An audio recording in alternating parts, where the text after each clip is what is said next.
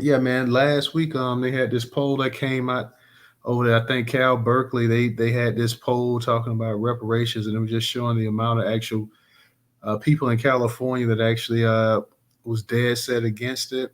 So we touch up on that tonight. We touch up on this situation with one of the founders of the Rolling Stone and got kicked up out of the Hall of Fame for basically saying that black people and women weren't articulate enough to actually really catch his attention. I think Jan Winter, whatever his name is, Jan Winter, whatever. But basically trying to downplay the actual accomplishments of everybody who outside everybody who was an actual white man.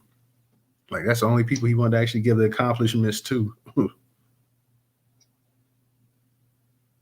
And you got this situation that transpired in Oregon. Well, you had this guy that's I guess they're trying to say he was mentally disturbed or whatever. He ended up attacking two black teens on the train out there, stabbing them. And this person was supposed to have been in jail because this person had all kind of numerous run-ins lately, and they kept telling, well, they couldn't put the person in jail because of the mental state and this and that or whatever. So basically, he was out and he was able to go ahead and just commit violent acts against people as well too. So yeah, man, that's what we're gonna be touching up on tonight. For the folks that come up and YouTube, make sure you guys, if you haven't, make sure you subscribe to the YouTube channel. Make sure you go ahead, like, share, comment on the broadcast tonight. So definitely go ahead and do that for all the people that's gonna come up in YouTube. Make sure you go ahead and subscribe, like, share, comment on the actual broadcast tonight as well too. So like I said, didn't do a podcast Monday slash space. So we're back in effect tonight. Want to touch up on some a couple topics, a few topics we want to touch up in, dig up in. I know pretty much everybody's heard the situation with this cat, Jan Winter. I don't even know who the hell this dude is, but Jan Winter sitting up here running smack, Rolling Stone, and they kicked him up out of the Rock and Roll Hall of Fame as well. Too. I think only one person. What's up, Extreme? Shout out to you over there on YouTube. I think only one person in the actual damn in the actual Rock and Roll Hall of Fame actually, wanted to keep that person, keep him up in there. But he basically talk about that, he's got I guess his personal collection of his favorite artists he's interviewed and this and that. And of course he was talking about, basically he was saying women, white women, but basically women weren't articulate enough and definitely black people weren't articulate enough to be included. Yeah, they got talent and this and that, they're geniuses and just stuttering all over the damn place. Like the names he mentioned, half the damn names he mentioned, the people he talked about he interviewed and stuff, weren't all black artists, dumbass. I mean, what are you talking about? The people you interviewed, all of them, from Mick Jagger to John Lennon. Are you crazy? Bob Dylan. These people were like in all black artists, and you sitting up here talking about that they're not good enough for you to interview, and they're not articulate enough, and this and that. So yeah, he went. Then he came back and tried to issue an apology, and unfortunately for him, things didn't work out quite the way he thought they would work out. So he was stumbling, bumbling, trying to get himself together, but nothing pretty much happened for him. So yeah, it is what it is.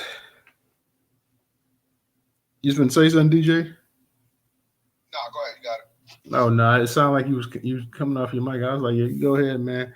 I know right now we still waiting on the people to roll through up into space and whatnot, but yeah, definitely you got something to say, add to it. Cause like I said, we're gonna touch up on a number of topics tonight, so it is what it.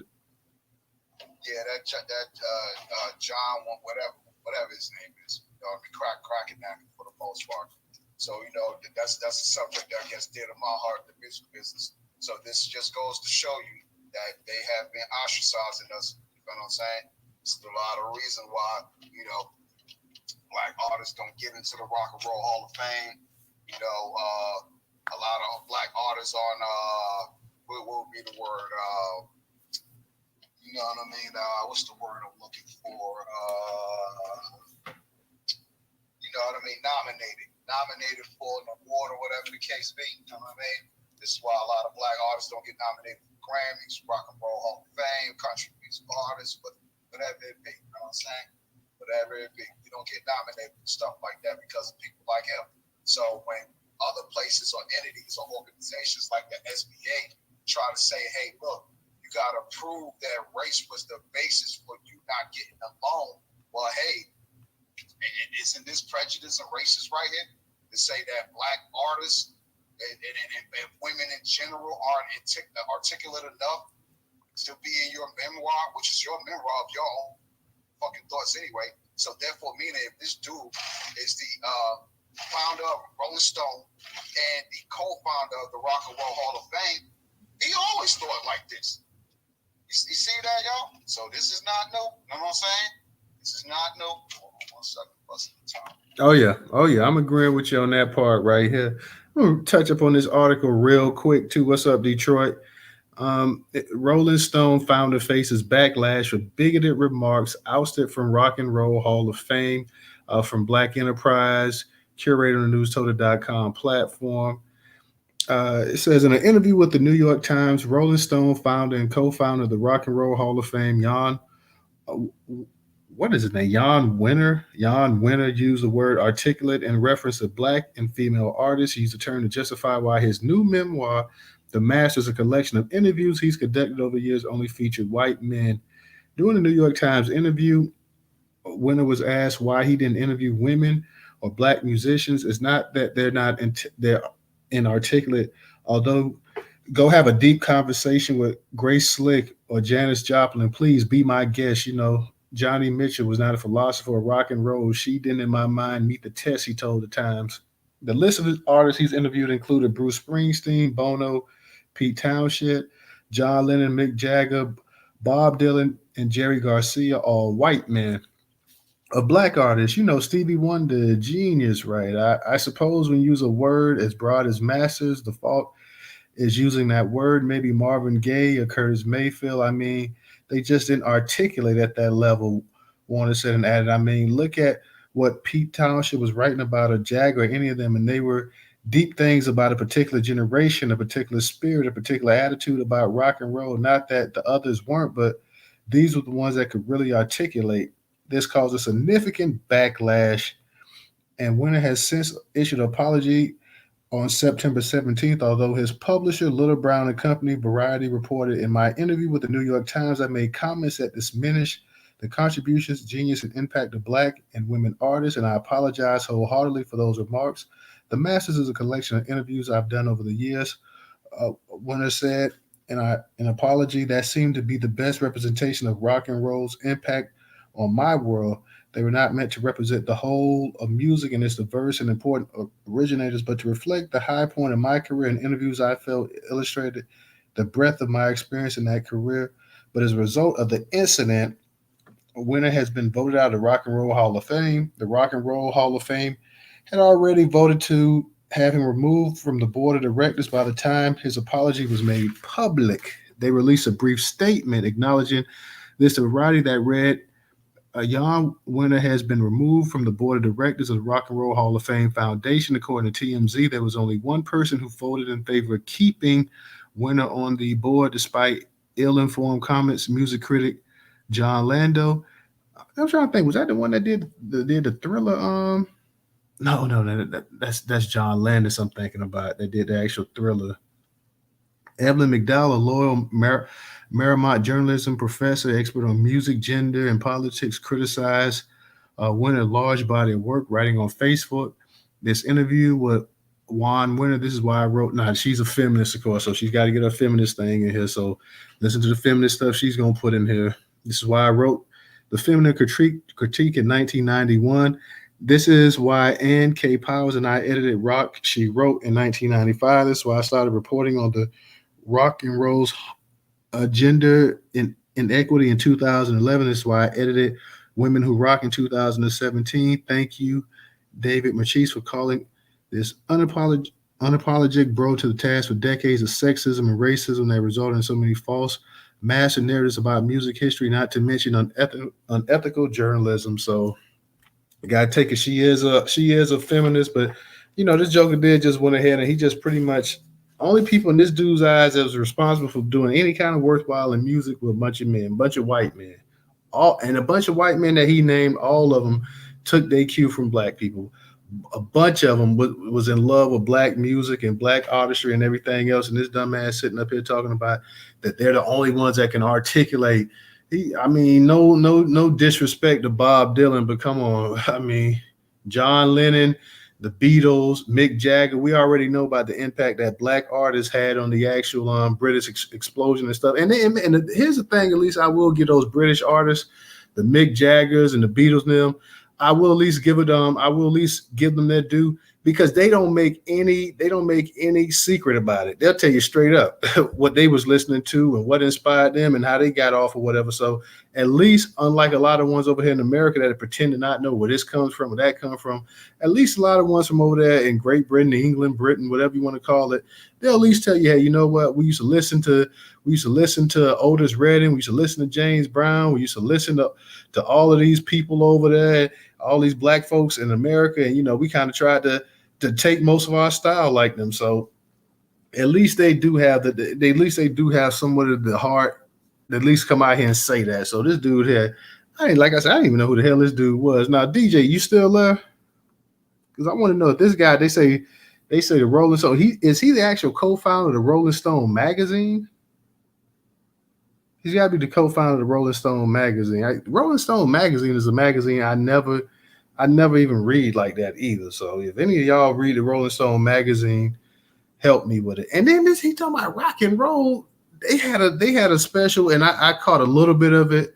Some of the special, I guess CNN had about the other night. I think they had a special. I don't know if it was the other night, but it was on.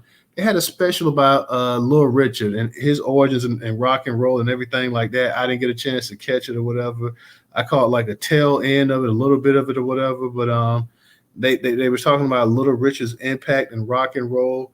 And Little Richard was one of the he was one of the creators of rock and roll. Him and Chuck Berry and some of the other guys as well too. So, he was one of the originators. I won't say that Little Richard was the absolute originator, but he was one of the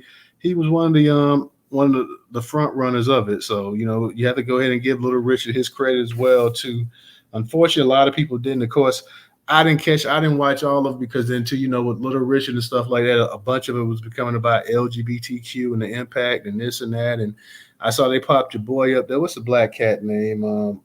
Billy Porter. I knew they were talking about how he inspired the Billy Porters of the world and the Little Nas X's and stuff. I pretty much knew it was going to get to that point anyway. So that's why I didn't catch it all, but I will go back and catch some of it. But, I know that's what they're going to actually highlight as much of that as well, too. So, always, all of these people from Great Britain went ahead and told you where they got their swag from.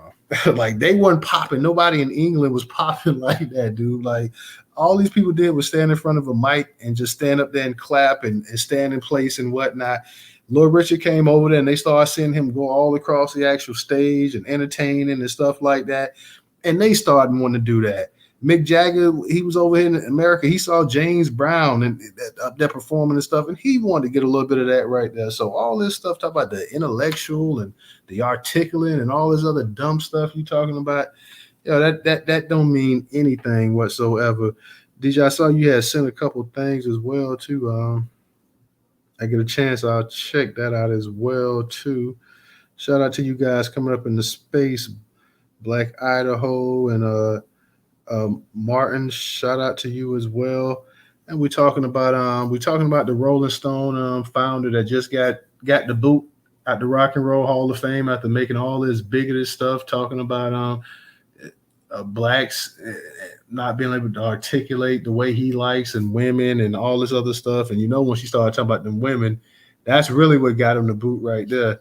He would have got sanctioned some against saying stuff about black people. When you start talking about that women can articulate, yeah, and when he said women, they know exactly which women he was talking about as well too. So that's what got him kind of the boot up out of there. And I know y'all been paying attention lately to what's going on with this thing out there in California. They've been taking polls and people have been giving their opinion. And a lot of mad, pissed off people out there in California feel like they're having reparations. I guess they feel like it's been rammed down their throat. So they had a poll the other day. This poll was conducted by University of California, Berkeley Institute of Governmental Studies.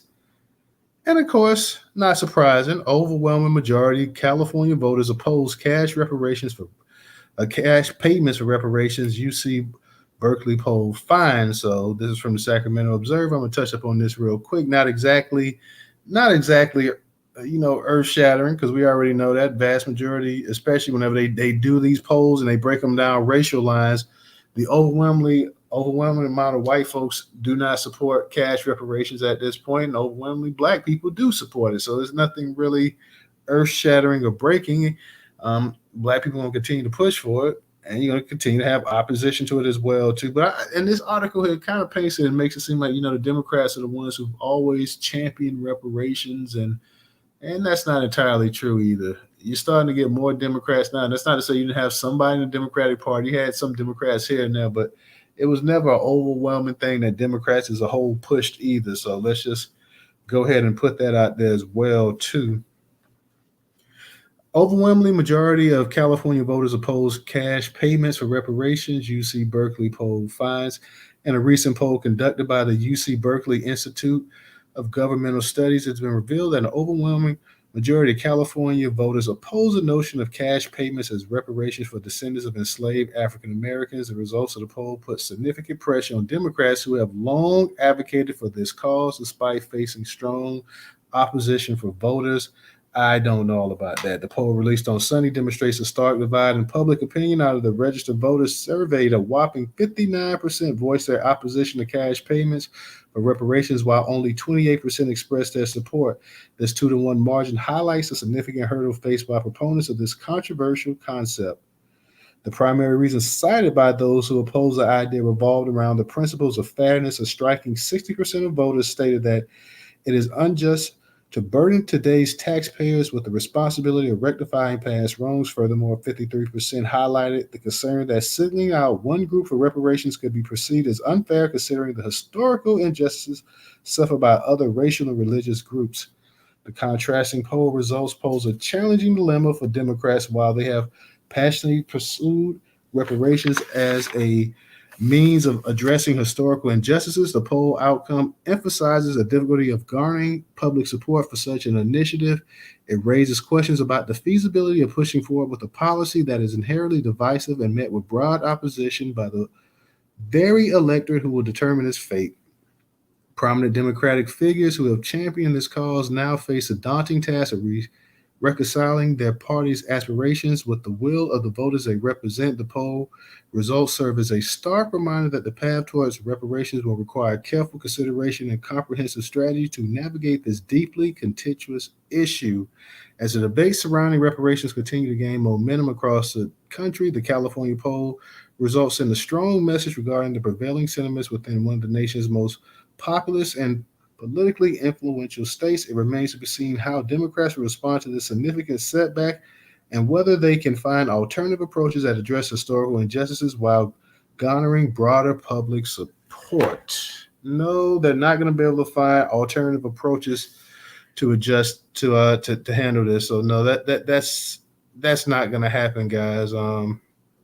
There's only one way if you're trying to actually address the wrongs of the past. There's only one thing that could actually do that for black people. Anything else outside of reparations is just totally not going to do it. I know you got a lot of Democrats that's on shaky ground out there that feel like, hey, we've been put out there in the fire because this is the issue that a lot of people, especially a lot of white folks, think is a no-win situation for them, that they can't win.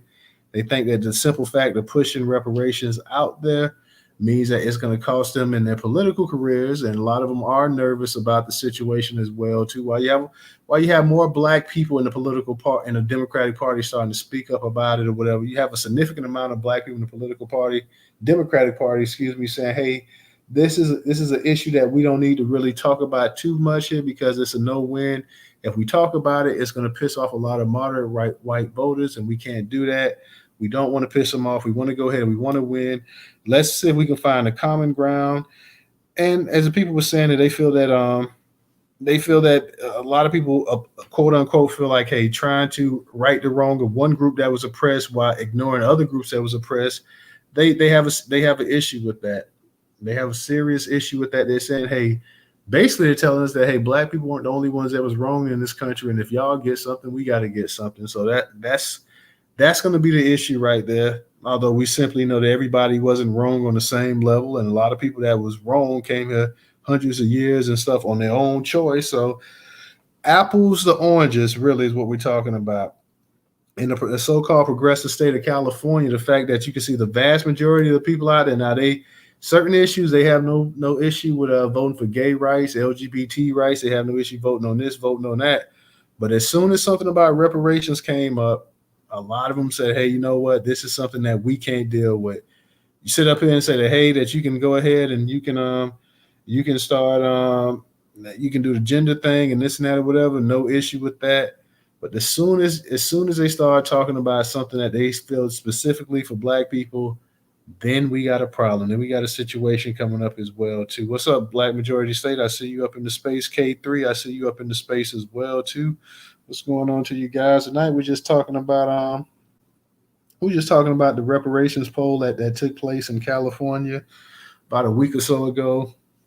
We're talking about the Rolling Stone, a Jan winner that was kicked up out of the Rock and Roll Hall of Fame, the actual the founder of Rolling Stone and founder of the rock and roll that was sitting up here saying that basically black people aren't articulate enough, to be included in his quote unquote memoirs, and he's talking about all the basically the articulate white men, and it was in today's time, especially when you start talking about women and stuff like that not being articulate, that was a downfall. He may have been able to get away with it saying it about black men, but saying it about white women, and they did make it. They did make a distinction as well too, because they talked about black artists and they talked about women artists, and all the women artists he named were white women artists. So that was suicide. That what he did as well too. And in case you guys missed it too, and yesterday, the football coach, the one we did a space on, Mel Tucker from Michigan State, he has been fired. Not that that was a surprise. We knew that was coming. We knew they were going to get him. This is going to be a long, drawn out battle here.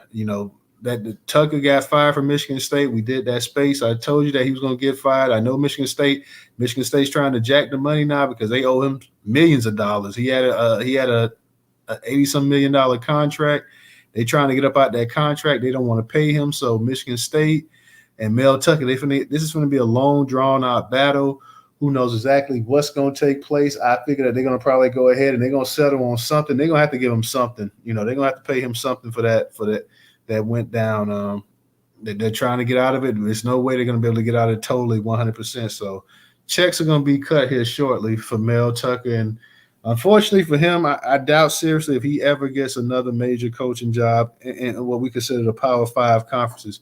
Maybe he may get a job at a much smaller university, but in terms of the major Power 5 conferences, I think he is pretty much done on that. So, I wish the best for the brother. I know he's married and stuff like that. I don't know how that impacted his relationship with his wife as well, too. But we had that space last week. We pretty much said what was going to happen. I knew what was going to happen. It didn't take a genius, especially we've seen this kind of thing happen before. Normally, like I say, you if you're a white coach, you may be able to get something down the road like that. But I don't think Mel Tucker is going to ever coach again at a major Power 5 conference. So hopefully they'll go ahead and get that thing situated real quick. There was a hate crime committed in Oregon. Well, you had this crazy dude that was supposed to really be up in the hospital because he had been on a criminal spree basically. He had been on a crime spree basically and stuff like that. He ended up stabbing these two black teens on this Max train out there in Multnomah County out there in Oregon somewhere. It says Adrian Cummins. It says man charged with stabbing black teens on Max train rejected from jail 3 times prior from the Neo Jim Crow. This article was. Adrian Cummins was supposed to be in jail when he uttered a racist slur and then stabbed 2 black teenagers on the Portland light rail train on September the 2nd. Prosecutors alleged in county records. In fact, police officers arrested and took Cummings to the county detention center at least 3 times on 3 different charges in the weeks leading up to the stabbings. Each time, the county correctional health division prevented the jail from booking Cummings 25 into the facility, citing unspecified medical conditions. Cummings, who was white, was indicted by the A county grand jury last Friday on charges that include attempted murder, assault, and robbery, bias, Oregon statute for hate crimes. Cummins alleged criminal behavior before stabbing, as well as his not being jail, carries echoes of the 2017 stabbing on a crowded Portland Max train that left two men dead and a third severely injured, a crime that shook the city and drew international headlines in the case. Jeremy Christian spotted off racist bile at two young women of color. Christian was ultimately convicted of murder and sentenced to life in prison without the possibility of parole. Cummins' charges and his release from the county jail have drawn far less scrutiny, even as records show officials potentially had multiple opportunities to intervene before the September the 7th stabbing. The teens injured in the September attack identified in court documents by Monoma County prosecutors as JM and DM were traveling to Clackamas Transit Center when Cummins stood up and yelled a cuss word and racial slur at them. JM told police Cummins then stabbed DM in the chest and was with a knife, which was about 3.5 inches long. Cummins then allegedly sliced JM on the arm. JM said he had no idea why this happened, did not know why Cummins called him a racial slur, and that he did not know Cummins. Prosecutors stated in the court docs. Cummins then left the train. JM told police one officer arrived at the Max Station platform. DM was transported to Oregon Health and Science University for emergency open heart surgery. Cummins struck DM's heart, causing internal bleeding around his lungs, police said in court records. JM was treated by paramedics at the scene after a September 2nd stabbing. Cummins entered a convenience store near Southeast Flavel Street and Southeast 92nd Avenue in Portland, where he grabbed snacks and attempted to run away without paying. Prosecutors stated a clerk attempted to stop Cummins, who then allegedly drew his knife he used to assault the teenagers and nearly stabbed the clerk in the torso. Portland police officers arrested Cummins after a short chase. One officer said Cummins threw a knife out of his pocket to the ground. Prosecutors stated prior encounters. Cummins' arrest on September 2nd ended a months-long spree of criminality, according to prosecutors. Charging documents say Cummins also used a knife during a separate incident on July 7th when someone asked him to leave a restaurant near Union Station in downtown Portland. After being asked to leave, prosecutors said Cummins responded by shouting an expletive, pulling a knife on a private security officer, and taking 4 to 6 steps toward him while wielding the open blade. Portland police officers arrested Cummins and brought him to the county's downtown jail, where he wasn't booked due to medical reasons, according to Chris Liddell, a spokesperson for the county sheriff's office. Adrian Cummins was brought to the jail 3 times in July and August. Each time, Mr. Cummins was refused by Corrections Health for medical and health reasons, Liddell told the OPB. His booking charges were accepted, and so the decision to refuse him was due to medical and health reasons.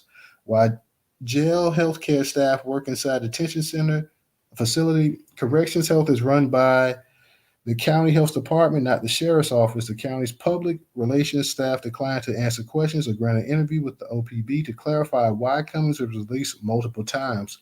Unfortunately, we don't have anyone available to talk about the specifics of the case. Sarah Dean, the spokeswoman for the county, wrote in an email to the OPB. County Detention Center cannot accept individuals who require advanced medical care from a hospital. The jail is not a hospital. Corrections health staff do not leave the facility. Cases where a person swallowed drugs, is severely intoxicated, or has an open or infected wounds are all instances that could prevent health staff from refusing to accept someone into the jail's custody, Dean wrote. Nursing judgment comes into the equation as well as part of the assessment process, she wrote. Correctional health staff did not seemingly allow Cummins to be booked at the jail following the September 2nd stabbing that differed from the prior encounters. On July 7th, after the health staff refused to book Cummins, Portland police officers took him to a hospital. Lieutenant Nathan Shepard, a spokesman for the Bureau, wrote in response to the OPB's written questions. Officers had him transported to a local hospital where he was given a preliminary examination. Just before midnight, officers were notified that the suspect would not be released due to continued medical attention he would be receiving to address the condition that prompted the visit, Shepard wrote. Officers gave Cummings a citation for menacing with a weapon and unlawful use of a weapon. The knife was seized as evidence of these crimes. He was also given an August 10th court date, which he missed. A judge issued a warrant for Cummings' arrest and ordered that he be held in custody until September 27th hearing, according to the court records. On August 23rd, officers of Portland State University found Cummings urinating on the north side of Miller Library. Cummings carried two knives and an expendable baton, according to the police report. Officers said they noted Cummings' outstanding warrant for the July 7th 9th incident and arrested him. I asked Cummings if he used the blue rubber band to secure the black fixed blade knife that was in his left sleeve. Campus Safety Officer Miles Weathery wrote in his police report, Cummings stated, I carry on me all the time like that. Weathery took Cummings to the county detention center where he was refused by MCDC medical staff due to the swelling in his face and potential fracture to his jaw from a previous incident, the officer stated in the report. Weathery wrote officers did not use force when they arrested Cummings since Cummings was refused booking at the jail. Weathery cited Cummings for carrying a concealed weapon. I offered to call an ambulance for Cummings for medical evaluation at Southwest 2nd Avenue and Main Street. He wrote, Cummings refused, and Weathery released him from custody outside of the County Justice Center. Weathery said he took two knives and he removed from Cummings a 5-inch fixed blade knife and a 3.25-inch black dagger into evidence. Finally, on August 30th, Cummings was stopped by the Portland police officers again after jaywalking.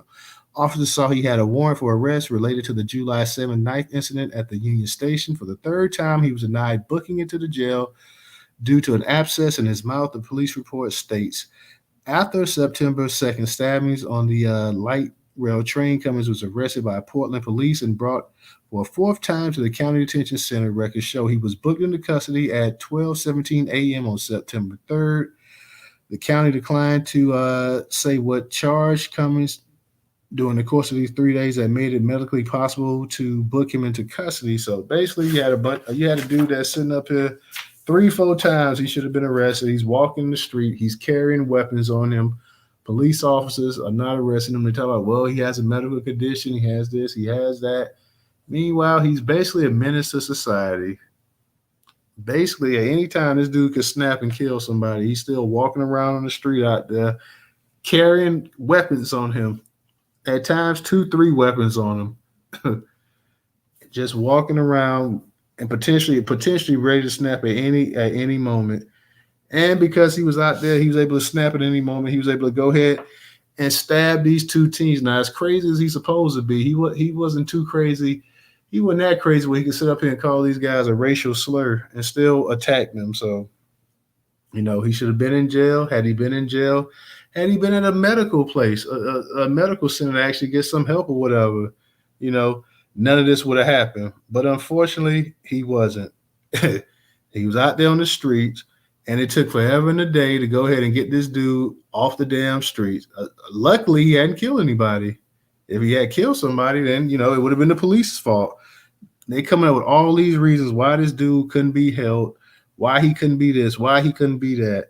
Yeah, he's out there on the street. Like I said, carrying weapons, charging people at convenience stores, rushing people, flashing weapons, saying all kind of crazy stuff. I'm sure this dude probably high out of his damn mind. Who knows exactly what's up with him, what's wrong with him, but he's still walking the streets out there, a potential threat and a menace out there, and, just getting slaps on the wrist and just letting him go at his own will. So, this is what it is today. Shout out FBA Goddess. FBA Goddess, I saw your hairstyle. I responded to the post. So yeah, I definitely did like you switching it up with the twist as well too. So shout out to you. Shout out to Rera. I see up in the space as well too, guys. We just talking about this reparation poll they had out there in California, and something like 59% of the actual people who responded to that poll said that they are against reparations. Surprise, surprise. It doesn't surprise us at all. We talking about this bigot, Jan Wiener, whatever his name is, supposed to be the co-founder of Rolling Stones and also the co-founder of Rock and Roll Hall of Fame. They kicked him out because he was sitting up here talking about black people and women weren't articulate enough for his memoirs, and he was sitting up here and everybody he interviewed was white men and how articulate they were and how they can define a generation and all this other nonsense he was talking about. And then again, like I said, if he felt that way, then he comes back and he apologizes. But unfortunately for him, they already kicked him out. So we're talking about that. And the story I just got through reading about the hate crime that was committed out there in Oregon. This dude with some mental issues, walking around with knives on him, cursing people out with racial slurs, stabbing people.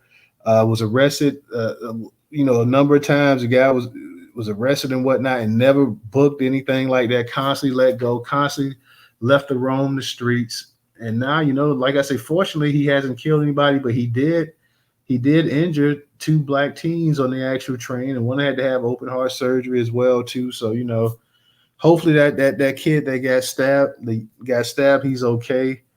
But like I said, if somebody had actually got killed, it would have been totally, totally the police fault. If you can't put him in jail, there's some kind of medical center, there's some kind of place, facility somewhere that you can put this dude up at. I don't care what, if he had a swollen jaw, he had an abscess in his mouth, or whatever it is, you can get him some kind of medical attention, and you can go ahead and if you got to put him in a padded room or something like that, if you got to tie him up and give him some actual medical attention, get him straight or whatever, y'all need to go ahead and do that instead of letting this nutcase roam the streets with knives on him.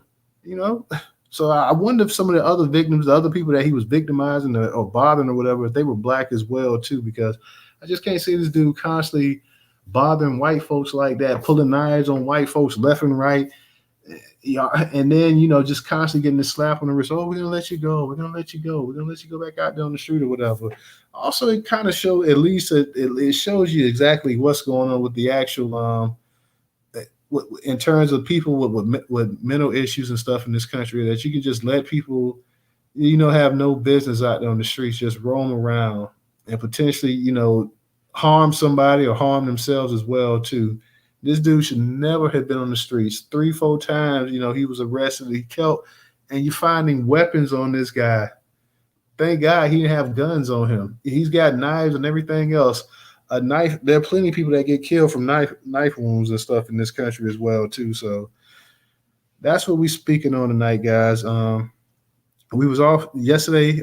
Wasn't on, so want to come back tonight and do a quick space. So shout out to you guys. Shout out to you guys. I was up in the space Sunday night too. We had Judge Joe Brown up in the space. If you guys missed that Sunday night space, definitely go ahead. You can catch it on YouTube, or you can catch the actual space here on Twitter or Twitter X or whatever the hell this thing is now. Definitely go back and check that out. Judge Joe Brown was doing this thing. So shout out to all you guys coming up in the space as well too. DJ, you up in the space, or you still you traveling?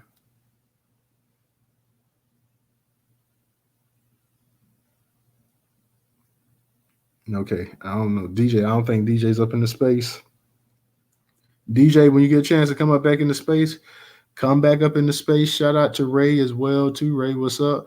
Ray, I'm surprised you didn't come up when Judge Joe Brown was up in the space. I know that's your family and whatnot, so I was kind of surprised you didn't come up this time, because I know you always come up to say what's up to him, but I know you probably was busy as well, too. So shout out to you as well, guys. Shout out to everybody. Who was that at the bottom of the screen? Label, shout out to you. Shout out to DS and everybody else up in the space as well too, guys. Like I said, tomorrow night we're gonna have an interesting space as well too. I don't want to give too much away from that, but definitely when I send the notifications out, you guys definitely click on that and check that space out as well too. Tomorrow night we'll be back 8 p.m. DJ, what's up? You there?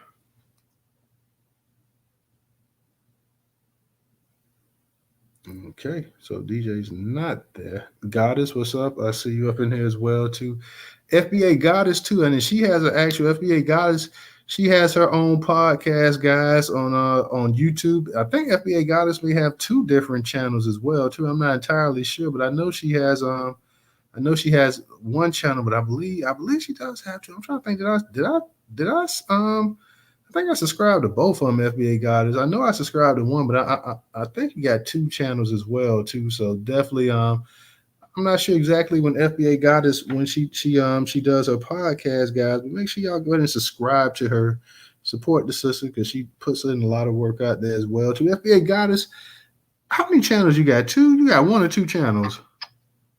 Two. I have mine, which mine is called is in my name, FBA Goddess, and then we have ours, which is Black American. What is it? Black American Media Network.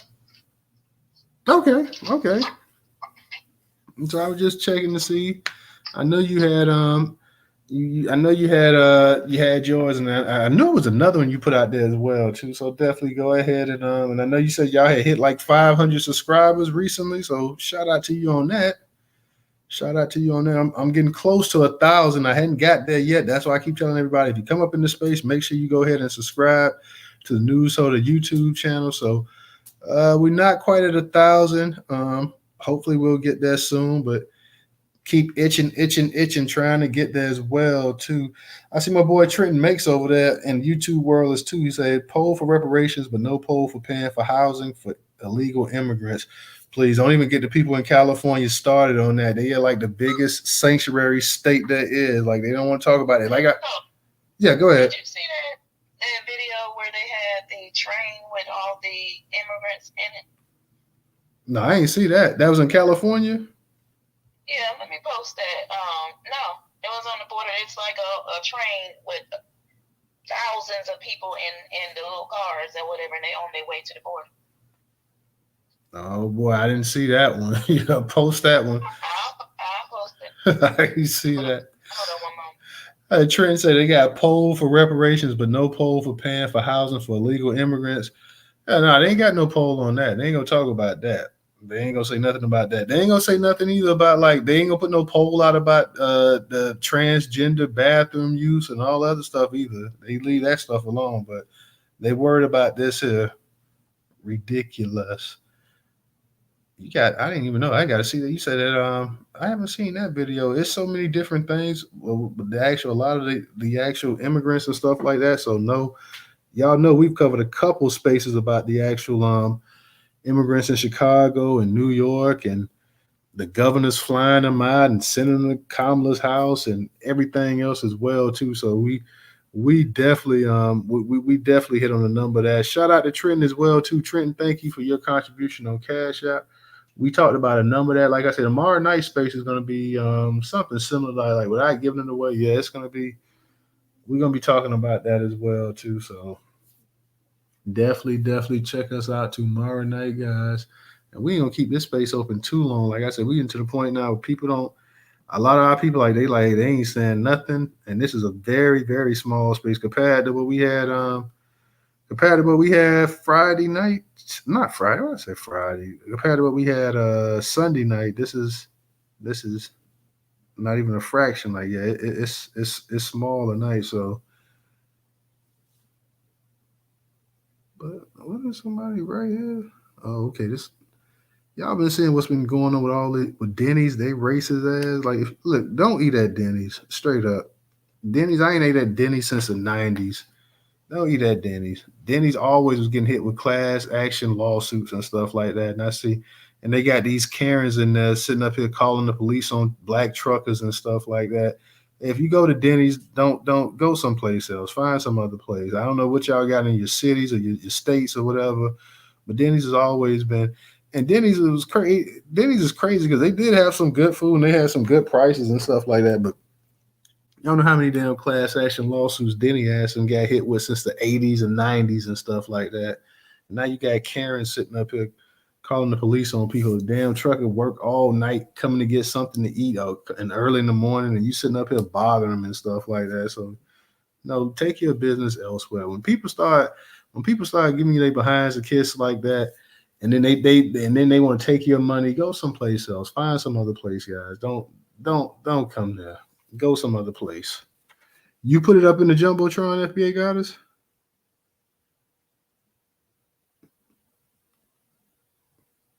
Let's see.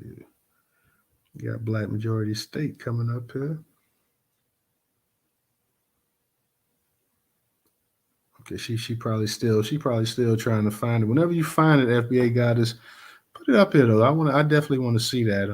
Like I said, he said a whole train. But hell, they whether by train, by bus, or by plane, they sending migrants everywhere. So it don't really matter. Like I say, if you bold enough to send them to if you bold enough to send them to the vice president's house, you'll send them anywhere. So you had Abbott, you had DeSantis, you had a couple other, I think, Republican governors who just was sending people everywhere to Chicago, to all of DC, to all of what they considered sanctuary cities and stuff like that, states. They were sending them up, packing them up left and right as well too. So shout out, Black. I saw you came up here, Black. Did you want to say something? Yeah. How's it going, Newstoter, DJ, FBA Goddess, folks in the space here? What's up? I just wanted to come up, run through the title real quick. So on that reparations poll, I didn't catch you running down the numbers, but my understanding is that the numbers are improving.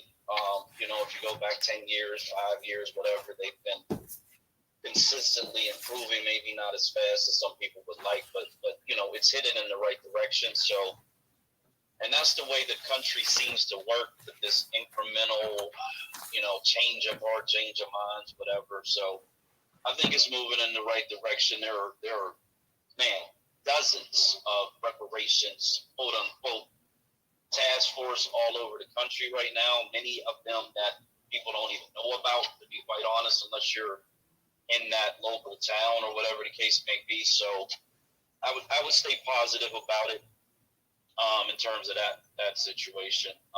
The Rolling Stone thing. So DJ, he had his base got shut down. I don't even know what that was about, but he talked about it a little bit last night. And this is the voice of white literally what it is. Whenever these people speak out and they speak their truth, I think, to be quite honest, we push back, but we really just got to acknowledge that this person's being honest while all these other people are not, like quite literally, because they all feel this way. This is he's just speaking for his collective, to be quite honest. And sometimes because we don't really acknowledge that these people still feel this way, we think that these people have changed. We think that integration has changed the hearts and minds of Americans. It hasn't. And it never will, to be quite honest. There may be a few decent human beings that have white skin, but overall, as a collective, they all feel the same way as this guy. And not to mention, they stole all this music from Black American artists, so it's just utterly insane. But they are insane, and that's just kind of how it goes. That's what I mentioned too, Black. That the same artists that he was praising and how great they were and this and that, like all of them, like idolized for the most part Black artists, but no question. Even my understanding is the guitar, the banjo came from Black Americans. All the techniques that they use, and rock music is not hard. It's not difficult to learn. To be quite honest, jazz, really improvisational jazz, is some of the most complicated music that was ever created on the planet Earth, and that obviously comes from our population.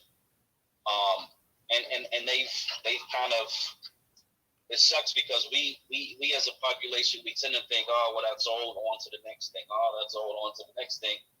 And they keep picking it up, whatever we put down, and then they create these massive, $1 million, $1 billion industries out of them. I think we got to try to stop doing that. We got to stop, in a way, looking for the latest, hottest, coolest, newest thing, and preserve the things that we have, and then build upon them while we still, bring this past music along, or this past entertainment, whatever it is that we do, or creativity. We really got to hold on to it, maintain it, and then make sure that these people honor and respect us for our creativity and all of it. As far as the teen stabbing, Oregon, I didn't hear about that story, so it was interesting that you were talking about the multiple opportunities that the guy got, which is very typical. Again, it's their country. They can do what they want. It's their laws. They can do what they want. It's their justice system. They can do what they want. And kind of unfortunately, we end up on the victim side of a lot of these people who want to be violent, very, very violent towards our population. So prayers and hope that the victims that ended up being stabbed by this person, hopefully they'll come out all right. But I do want to say this. There is a lot going on in the reparations space. I'm in some of these spaces with, I'll shout out Mr. Zell. She's very active. They got something going on in terms of a couple of events that are coming up. So if you're connected with her specifically, reach out to her because she's looking for people to get active on the ground, to show up physically, and they have a whole plan about it. So definitely check in with her on that for some big things that are going on in the reparations area. But ultimately, I really want to say this. I want to put this in the ethosphere. I don't believe Biden's going to live to the 2024 election. I think that the country and the planet is in for a lot of turmoil. I think we're actually overdue. I think the COVID pandemic was kind of just the beginning of some real harsh years that are on the precipice of. And he was in the White House today pretending to get another COVID shot, which was kind of insane and bizarre, or whatever that was about. I really didn't understand that. You say pretending, Black? Yeah, I got to say pretending at this point, because we know there was a professor in Temple, an elder who died today, passed out on the stage, and she was a victim of that jab situation. A lot of people have been just dying suddenly, as they say, and he's a part of it. And blame Biden, he's a part of the architecture of it, and all the other people, Bill Gates and others, and all these pharmaceutical companies. But I am so glad that God, and I'm gonna say God, the universe, put it on my heart not to involve myself in any of that. Some of my family members took it, and I could only say, hey, just do your best to manage that. I think a couple got one and decided not to get the boost or whatever after that. But for the elderly especially, I think it just is going to cause havoc, and it's like a ticking time bomb inside of your body. So just be wary. Don't trust the government. Don't trust the Democrat Party. Don't trust Biden. And just acknowledge that when one of these people feels strong enough and confident enough to tell you who they really are, just believe them. Like, literally, believe them. And I'll end on that. All right. Thank you, Black. Go ahead, FBA Goddess. You got it. No, I was just going to, you already seen it. I was just going to tell you about, I had posted that training. Oh, yeah. I put the train up in the Jumbotron for anybody that hasn't had a chance to see it. It's up in the Jumbotron on the far left-hand side, guys. So I also retweeted out as well, too. So if you haven't had a chance to actually see that, go ahead and check that out as well, too. So, yeah, I saw that. That was the first time I saw that. There was a bunch of them on there, like, damn. Like, and what you said, what part of the country this was in? Is it like the border or something? I don't know. It said the southern. I don't know. What did it say? Something about the southern states or something. It said. So I'm not sure. It's got to be Texas or something. It looked like it could be. I ain't gonna say it's got to be, but it looked like it could be Texas or one of those states like that. Federal Mix is the train company or whatever. It's FERRAMEX. Yeah, that's who the train company is. Yeah, I'm not too sure on that, but it just just the scenery, and like I said, I could be wrong, but it's definitely down south, but it looks like it could be Texas or any of those states close to the border. Who knows? It could be Texas, it could be New Mexico, it could be a number of states as well. So whatever it is, I believe it's coming from Texas, because that's a Mexican train. I would guess it would be coming from there. That's what it looked like. And you can see it's not going to stop. Like, I mean, you'll have who knows how many tens of thousands of new migrants you'll have in the country this year as well too. It's like you're going to have you're gonna have hundreds of thousands each year coming to the country. I don't see it stopping anytime soon because nobody's really serious about trying to hold it. Republicans claim they are, but like I said before, at the same time, they need free labor as well too. So they willing to stop the absolute just stockpile of them coming here, but they still willing to let some of them slip through so they can go ahead and have somebody to tend to that garden and the landscaping and carpentry and all the other stuff like that they feel like they can get for pennies on a dollar. So they're not totally against illegal immigration themselves. They more against it than the Democrats because the fear is that the Democrats are going to go ahead and retool their actual voting block. But Republicans they want illegal immigrants here in this country as well too. So. But I guess, guys, on that note, like I said, we're not going to keep the space open too long. We're going to go ahead and close it out for the night. We'll be back tomorrow night, though, so appreciate everybody coming up in the space and everybody on YouTube as well, guys. So y'all have a good night, and we will see y'all tomorrow night. Peace.